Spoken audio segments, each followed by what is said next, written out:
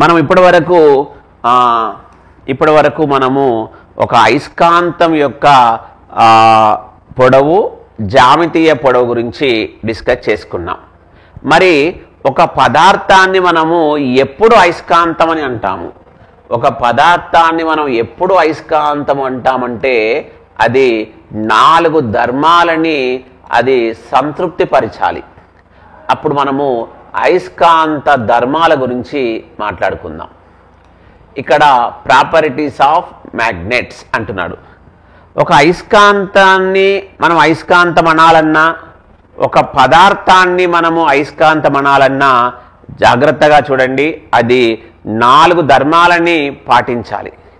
ఆ 4 ధర్మాలు ఏంటి అంటే, మొట్టమొదటి ధర్మము ద్విధ్రువ ధర్మము. ద్విధ్రువ ధర్మము అంటాం. ద్విధ్రువ ధర్మము, దీన్నే మనం ఇంగ్లీష్లో డైపోల్ ప్రాపర్టీ అంటున్నాం.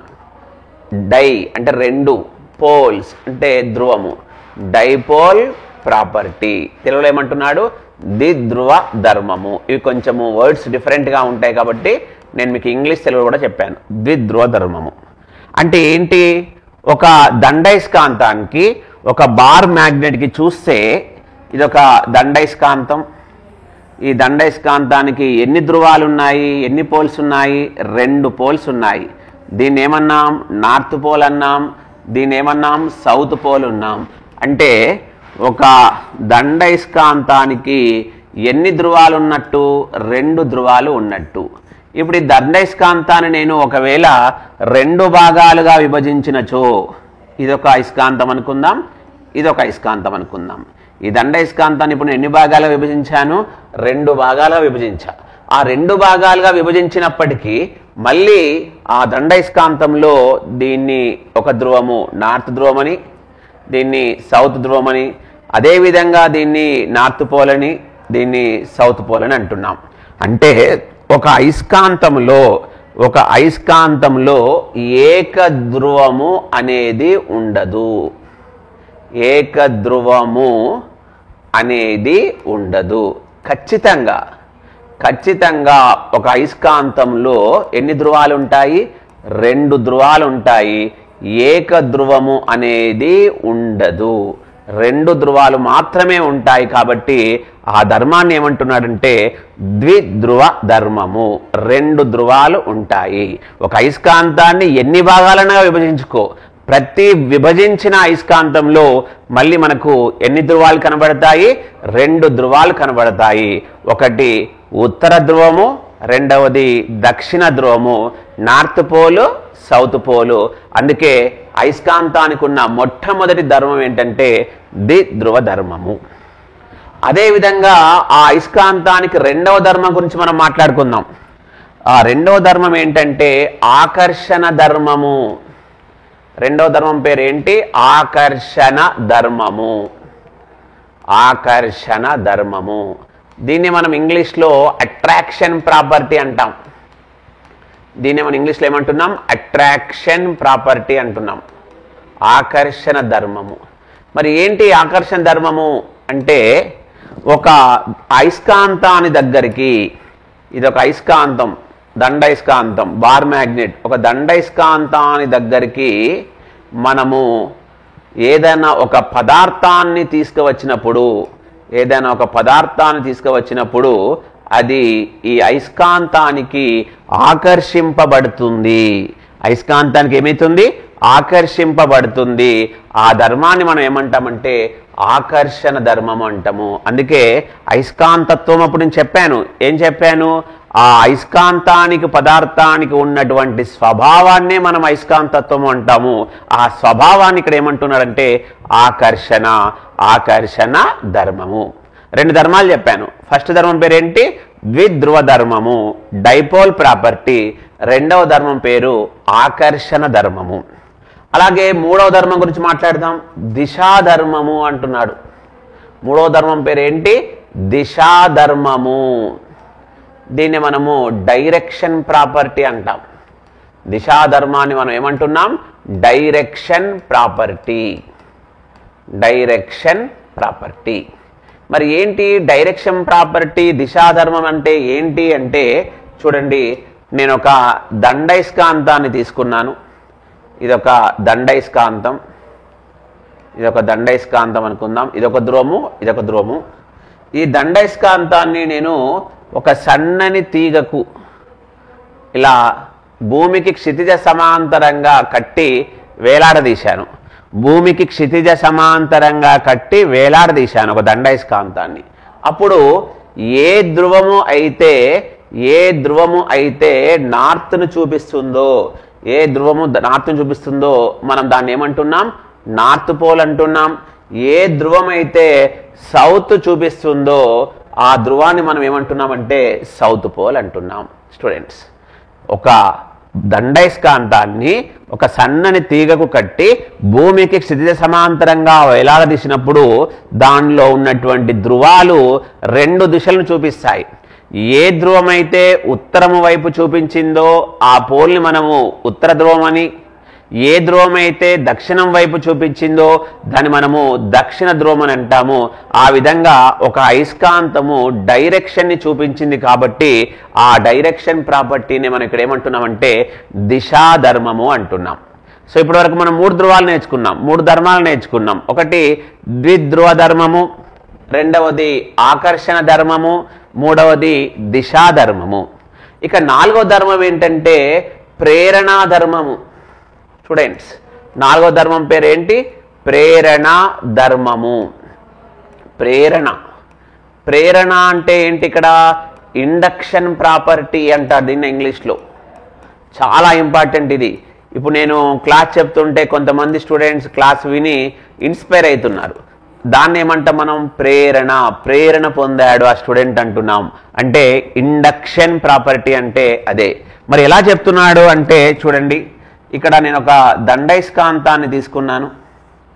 ఈ దండైస్కాంతానికి ఒక ధ్రువం దగ్గర నేను ఒక గుండు సూదిని తీసుకువచ్చాను. ఇది గుండు సూది అనుకుందాం. ఇది గుండు సూదినిలా తీసుకొస్తే ఆ గుండు సూది అనేది ఆ అయస్కాంతానికి అతుక్కపోయింది. ఎప్పుడైతే ఆ గుండు సూది అయస్కాంతాన్ని అతుక్కపోయిందో అది దక్షిణ ధ్రువం కాబట్టి, ఇది అతుక్కపోయింది కాబట్టి ఆ గుండు సూది మొదటి భాగాన్ని మనం ఏమంటున్నామంటే ఉత్తర ధ్రువము, ఈ ఎండు భాగాన్ని ఏమంటున్నామంటే దక్షిణ ధ్రువం అన్నాం. ఎందుకంటే ఆ గుండు సూది మొదటి భాగము అయస్కాంతానికి అతుక్కపోయింది అంటే ఇక్కడ మనకు చాలా ఇంపార్టెంట్ పాయింట్, విజాతి ధ్రువాలు ఆకర్షింపబడతాయి, సజాతి ధ్రువాలు వికర్షింపబడతాయి అన్న ఉద్దేశంలో ఆ విధంగా చెప్పాం. ఇప్పుడు నేను ఏం చేశానంటే ఇంకొక గుండు సూదిని తీసుకొచ్చి ఈ గుండు సూదికి పెట్టాను, అది కూడా అతుక్కపోయింది. మరి ఇప్పుడు ఈ గుండు సూది యొక్క మొదటి భాగాన్ని మనము నార్త్ పోల్ అన్నాం, ఇది సౌత్ అన్నాం. ఇప్పుడు ఈ రెండో గుండు సూదికి మొదటి అయస్కాంతానికి ఎలాంటి ఫిజికల్ అటాచ్మెంట్ అనేది అయితే లేదు, అది ఇంకొక గుండు సూది ద్వారా పెన్నుంది. సో దీన్నే మనం ఏమంటామంటే ప్రేరణ ధర్మము అంటాం. అంటే ఒక అయస్కాంతాన్ని తాకకుండా ఇంకొక పదార్థము కూడా అయస్కాంతంగా మారిపోవటాన్ని మనము ప్రేరణా ధర్మం అని అంటాము. అంటే ఒక పదార్థాన్ని మనము అయస్కాంతము అని అనాలంటే ఆ పదార్థము మొత్తానికి 4 ధర్మాలు పాటించాలి.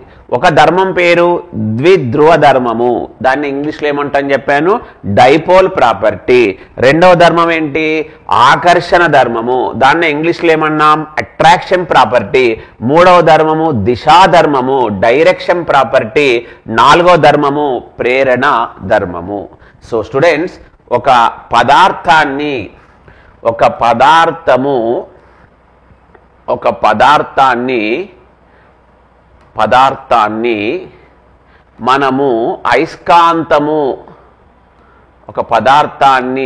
మనము అయస్కాంతముగా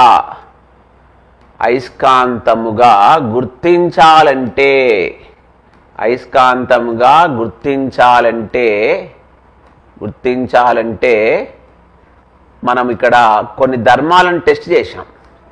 గుర్తించాలంటే ఆ పదార్థము 4 ధర్మాలను 4 ప్రాపర్టీస్ని 4 ధర్మాలను పాటించాల్సి ఉంటుంది. పాటించాలి, 4 ధర్మాలను పాటించాలి. అప్పుడు ఆ పదార్థాన్ని మనం ఏమంటాం? అయస్కాంతము అంటాం. ఒక పదార్థాన్ని మనం అయస్కాంతంగా గుర్తించాలంటే ఆ పదార్థము 4 ధర్మాలు పాటించాలి. మొట్టమొదటి ధర్మము ద్విధ్రువ ధర్మము.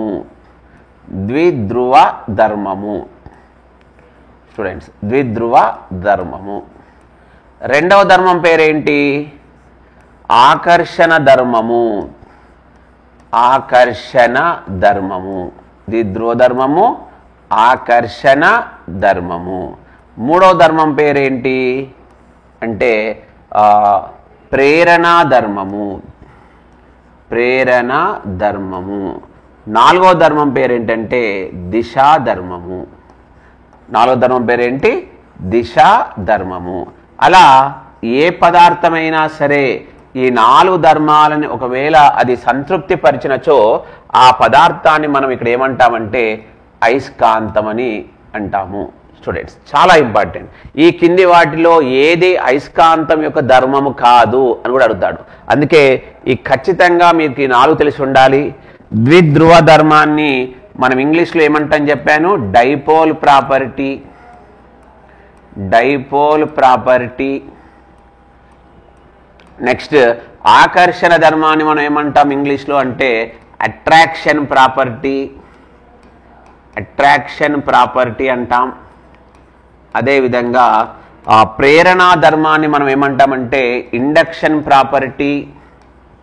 ప్రేరణా ధర్మాన్ని మనం ఏమంటామంటే ఇండక్షన్ ప్రాపర్టీ. అదేవిధంగా మనము దిశా ధర్మాన్ని ఏమంటామంటే డైరెక్షన్ ప్రాపర్టీ అంటాం. డైరెక్షన్ ప్రాపర్టీ అంటాం. స్టూడెంట్స్, ఇవి అయస్కాంతం యొక్క ధర్మాలు. ద్విధ్రువ ధర్మము, ఆకర్షణ ధర్మము, ప్రేరణా ధర్మము, దిశా ధర్మము. ఇవి ధర్మాలు తెలుసుకోవాలి. మనం ప్రతి దాంట్లో వాడుతుంటాం కూడా. తర్వాత మనము ఇక అయస్కాంత ధ్రువాల వద్దకు వెళ్దాం.